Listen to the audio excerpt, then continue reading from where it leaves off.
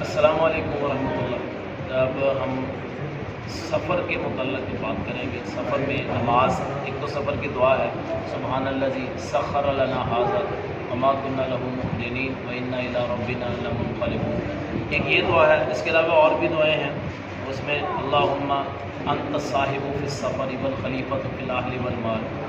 پھر اگر سفر لمبا ہے تو یہ دعا پڑھے، اللہم اطوی لنا بعد سفرنا، اللہم انا نعوذ بک من وعثاء السفر وکآبۃ المنقلب وسوء المنظر فی الاہل والمال۔ اچھا، یہاں ہے کہ نماز کتنی پڑھنی ہے سفر میں، تو وہ سفر میں قصر نماز پڑھیں گے سوائے مغرب کی نماز کے، کیونکہ 3 رکعت کا جو قصر نہیں ہو سکتی، وہ 3 ہی پڑھیں گے۔